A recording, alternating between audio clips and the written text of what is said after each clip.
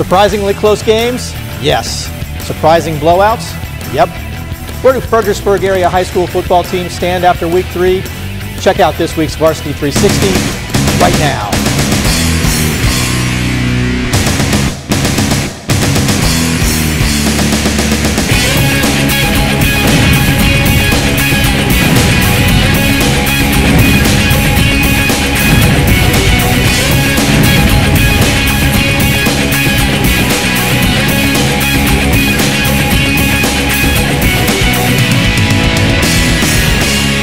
Hello everyone, I'm Mark Coleman from Virginia Varsity Sports Network, and this is Varsity 360's Gridiron Report. We look at the top stories in Fredericksburg area high school football. So happy that you've joined us, and I am very happy to be joined by one of my favorite members of the FLS varsity team. He is Mr. Nathan Warters. Nathan, good to see you, buddy. Good to see you, Mark. Thanks for having me. Always good to have you. Of course, you can follow FLS Varsity on Twitter. They are at FLS Varsity. You can also follow Mr. Warters. He is at Nathan Warters. Lots of good stuff about Virginia Tech, particularly football this time of the year. Well, let's jump in here, Nathan. Some good stories and good games around the area this past week. And starting with a big one down at Maury Field, JM and Mountain View. And this game ended up not being quite as close as many of the experts would have thought it would have been. Yeah, I think James Monroe came out motivated in this one in pretty much every phase of the game. They rushed for 192 yards. The defense held Mountain View to 5 first downs. It was a pretty complete effort by JM, an impressive effort by JM. Mountain View jumped out to that quick 7-0 lead, an opening kickoff return by Brandon White, 92 yards, but that was about the end of the story there for Mountain View. JM ended up winning at 38-13. This JM team looks like they're for real. I know you don't think that it's guaranteed them of a playoff spot just yet. They still have some more games to win, but they sure look like they're a strong team this year. Yeah, with the way they've started their season and to have a win against a perennial playoff team like Mountain View, a AAA team or a 5A team as they're calling them now, it's a huge win for them. It's going to be a huge points boon for them as each week goes. Mountain View, every win Mountain View gets, even every loss that Mountain View suffers, JM's going to get points for that. It's going to look good on their resume to have a win like this. And I have every belief that Mountain View is going to return to form and be a playoff team by the end of this season. Sure. Well, another team that looks like they're probably headed to the playoffs, but has encountered some early season and some early game mistakes. Let's just be honest about it. Colonial Forge, they got behind early against Hermitage, tried to mount a comeback, but it fell short. Yeah, this game, without being there, it seemed like it followed a very similar plot line as the Highland Springs game to open the year. A lot of early mistakes, some turnovers led to points, and it just seemed like an early 3-touchdown deficit was just too hard to overcome for Forge. They came back, they got within 7, or actually they got within 8 there at the end. A roughing the punter penalty kept them from getting the ball there with about 3 minutes to go. And then Hermitage went in there and scored a back-breaking touchdown. So, it was a good effort for them to come back and to play the way they did. And, Bill Brown in the story that Taft wrote, he said at this point last year, going into this week, if they can win this week against Massaponax, that's a big if. They'd be 2-2. They were 2-2 last year, and they made it to the state semifinals. So there's still a lot of football to be played. Certainly not ready to write them off, but they have played. We've been talking about it. Yeah. They did the same schedule last year. This Murderers Row, Hermitage, clearly a very strong team. They hung 56 on them. 56-41 was the final score, and that was in regulation. Yeah. That Hermitage team, a very strong team, and I think that they were kind of motivated by last year's loss to Forge. A little bit alarming that Forge gave up so many points, though. This is a strong defense. Yeah. Again, it's mistakes. When you're getting short fields and you're turning the ball over, deep into the other team's territory. I mean, going back to that season opener, they had a couple turnovers just right there near the goal line that led to points, and you just can't do that. And when your defense is on the field for as long as they were, at least in that opening game, I'm sure it was probably the same. 56 points, probably the same way in this game. It's hard to overcome that, especially when the field is as short as it is with these turnovers.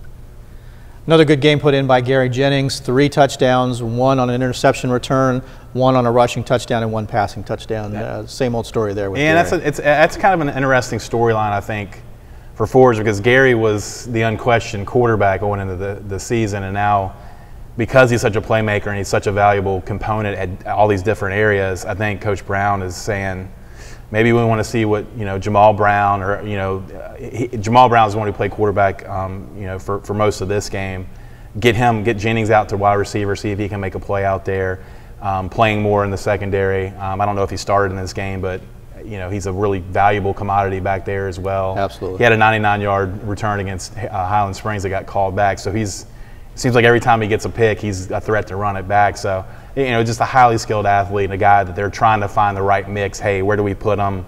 Do we have other pieces that we can put on offense to kind of put him elsewhere to make him more valuable?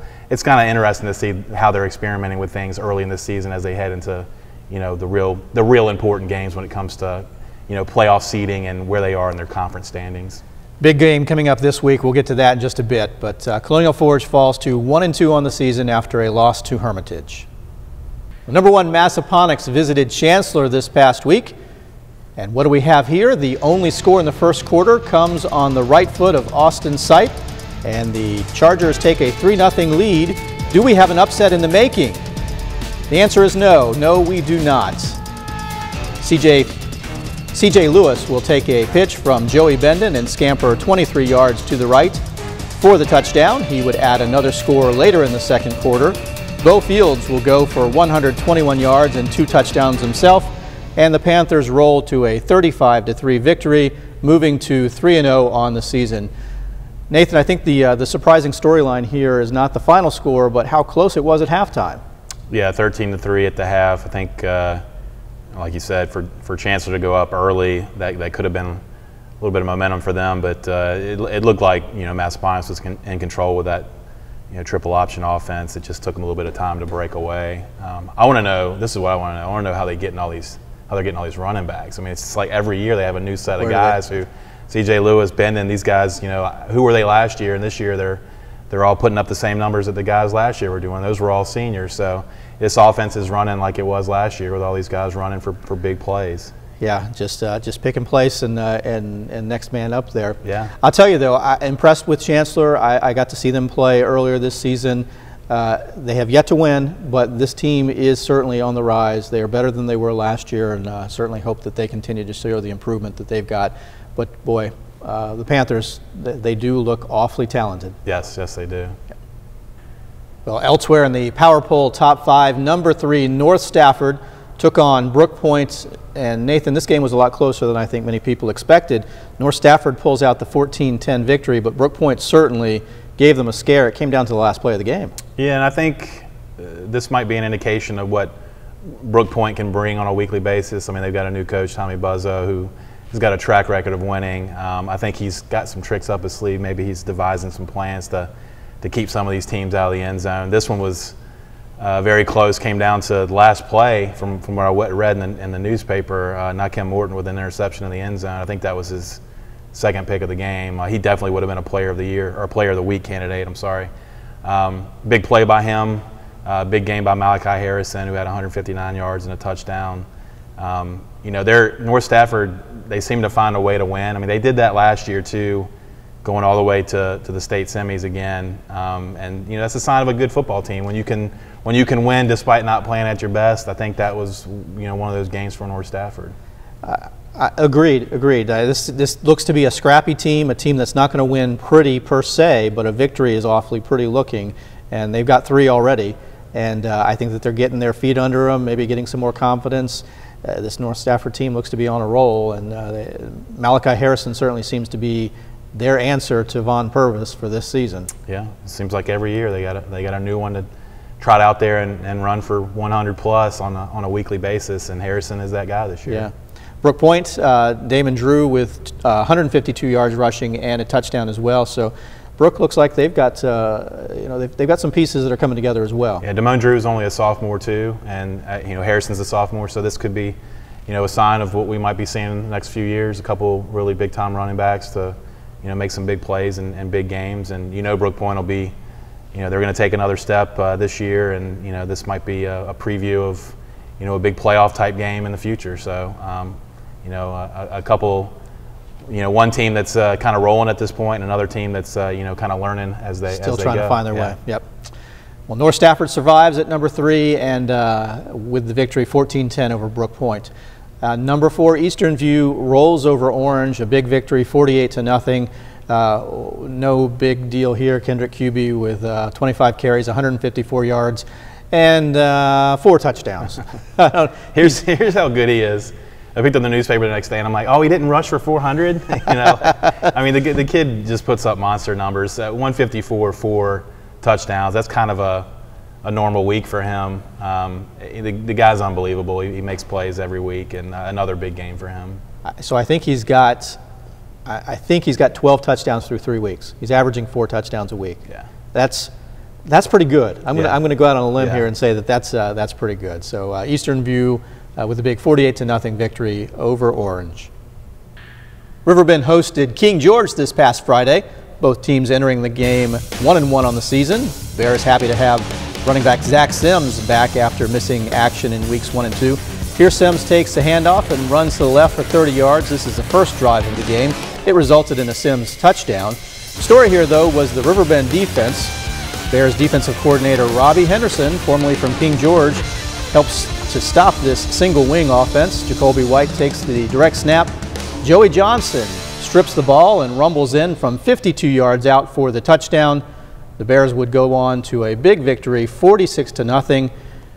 Nathan, I think the big story here was the return of, or the matchup, I guess, between Coach Henderson and the Foxes, his former team. Yeah, I think if anybody's going to know how to stop the single wing, it'll be somebody who helped coach it and helped coach against it in practice at King George, and great performance. I mean, to see King George get shut out like that, I don't know if that says something about King George or if that says something about Riverbend being that good, but a really good win by the Bears. King George did try to go to a spread attack for much of the game as well, but the Bears really were able to bottle up a pretty potent rushing attack. Jacoby White certainly not up to his normal standards. Impressive game from Riverbend. Zach Sims, his first full game back. He missed all of week 1 and much of week 2. 22 carries, 107 yards, and a touchdown rushing as well as a receiving touchdown. Another interesting storyline here, Jordan DeMarco from Riverbend completed 11 passes, only 120 yards, 3 touchdowns, 9 different receivers, 11 completions, 9 different receivers. So the Bears in that bear raid attack sort of spreading the wealth, as it were. Yeah, if you're going to spread it around, if you're going to play a potent offense like that, you got to have weapons, and that's a good sign that you got your weapons if you're getting it to 9 different guys. So the Bears go to 2-1 on the year. A look at some other games around the area. Colonial Beach with a 54-24 victory over Franklin. Nathan, pretty impressive stat line from this game from young Lamar Lucas.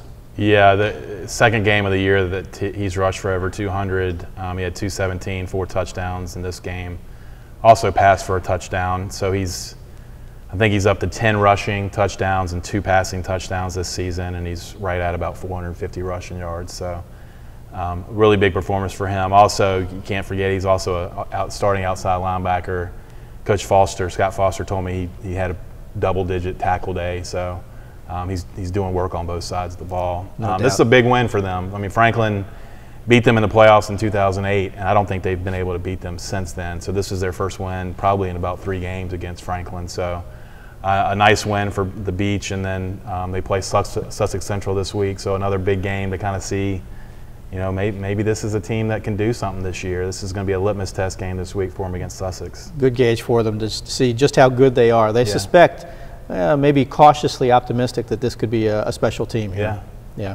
And thanks in large part certainly to Lamar Lucas. Again, 217 yards rushing, 4 touchdowns on the ground and another touchdown passing. And thanks in large part to that, he is the Freelance Star Player of the Week. So congratulations to Lamar Lucas from Colonial Beach. Also around the area, Cortland with a 35-21 victory over Louisa. Nathan, again, here the story, lots of rushing yards from Cortland. Not a big surprise. No, and it's, every week you go look at the box score to see which one of these guys has rushed for 100, if not all 3 of them. Right. This game, Anton Jenkins had 118 and a touchdown. George Cheatham had 114 yards and 2 touchdowns. Victor Green didn't reach 100, but he had two touchdowns. And Green, I talked to J.C. Hall this week. He told me that his rushing load has kind of been lessened a little bit so that he can focus more on playing linebacker there. He's obviously being recruited, got an offer from Virginia Tech as a linebacker, so that's where he projects, that's where he's playing. So all three of those guys are really key guys, especially when it comes to goal line situations and their scoring situations. So, and they all got in the end zone. Trey Cherry for Louisa also with a 100-yard game, 24 carries, hit the century mark, and had a TD rushing there. Game was perhaps a little bit closer than anticipated, but this Cortland team looks like they're set up to go on the kind of roll that they did last year as well. They only lost one game to open the year. Last year they lost their opening two. Look out for these guys. Yeah, it hasn't been. It seems like every year they go on a run where they win 8 or 9 games in a row, and this, like you said, this might be the start of another one of those streaks for the Cougars. Well, how about this? Stafford with a victory. Good to say that. It's been several games since they've been able to put a tally in the win column. They win 35-14 over Albemarle. This team looks like they are starting to put together something. Yeah, much more competitive this year. Winning this early in the season, I think this is their first win since October 25th of last year against Riverbend. Lost to Albemarle last year. I believe this game was on the road. I'm not quite sure, but if so, to win on the road against the team in Charlottesville, it's a big step for them, and they were competitive in their first 2 games. So it looks like the Indians could have a good season in store here. And it sounds like Albemarle's got a pretty good team as well. I mean, they don't have the record to show it just yet, but another improving team there. So Albemarle's always tough, it seems. So that's if you go on the road to beat those guys, that's a good one. Absolutely. Other area games: Dinwiddie with a big 55-0 victory over Caroline, and Culpeper edges out a 28-20 victory over Madison County. Let's take a quick look at games coming up in Week 4, and it starts with a pretty big one. Colonial Forge hitting the road to visit Massaponax. This is a matchup of 2 teams that know each other quite well. Ponax has had a bit of the edge in this game of late. Forge, I'm sure, is going to want to do something about that. Absolutely. I think Massaponax has won 3 straight in the series. We were talking earlier about Forge wanting to come back after a loss and see if they can even things up and get ready for the stretch run. Well, this is a really tough one to get started with, and Commonwealth District play, 2 perennial powers. It's going to be a real physical game, and I think a real good game. If Forge can limit the mistakes, I see this being a really close contest. Mistakes is going to be certainly the key here. Ponax has had their share of mistakes as well. They struggled a little bit against Chancellor last week. Perhaps they were looking forward to this game, looking past Chancellor a bit. I feel pretty certain that both coaches are going to have their teams ready for this matchup, though. Who do you think is this game bigger for? Ponax comes in 3-0, Forge 1-2. It kind of feels like if Forge loses this one, all of their talk about going the first 4 last year at 2-2, you get to 1-3 and it starts look a little bit different. Yeah, I don't think anybody wants to start 1-3. It's not that they couldn't come back from 1-3. I just think that's a real tough mountain to climb. And after last week, after making the mistakes and not being able to come back, I think they should be sufficiently motivated in this game. So I think it's big for them in terms of rebounding from what happened last week. But like you said, I mean, if Ponax, this is a team that has been on the cusp there, state championship wise, getting to these late November playoff games, and that's their goal this year. And this is one of those games where you're going to have to play well and to kind of see how you stack up against a really talented Colonial Forge team.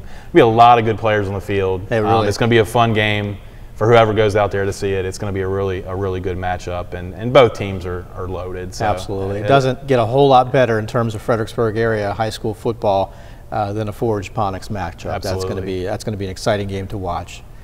Briarwoods continues their tour of Stafford schools. They take on North Stafford. The Wolverines upset Briarwoods last year.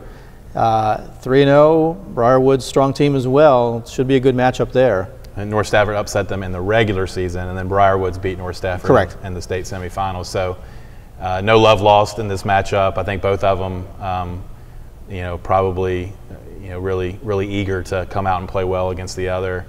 Briarwoods, I don't, Trace McSorley's gone, the quarterback who was so good for so long.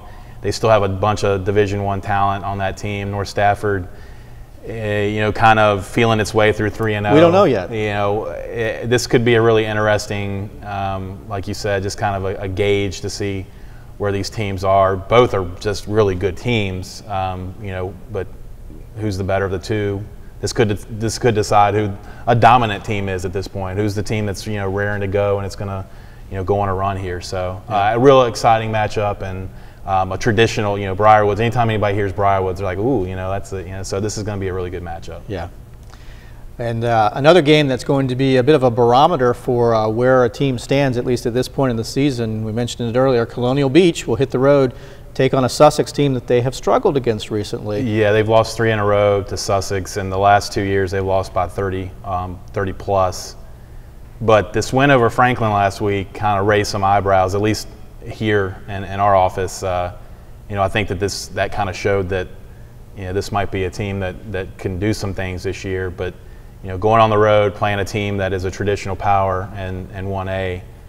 This will be, like you said, a nice barometer to see where they are, where they truly are at this point. Yeah. Plenty of other great games around the area and high school football. Hope that you're able to go out and catch at least one. Certainly hope that you enjoy that.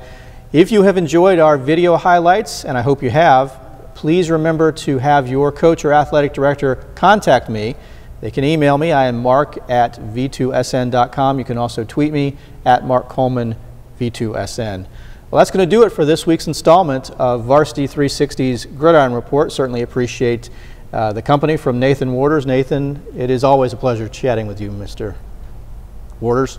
Thank you. It is. It's always a pleasure for me as well. So thanks for bringing me back. I almost called you T, and I was going to say Mr. T, and I was like, that just doesn't fit quite right. See what happens when you do the T Nathan thing?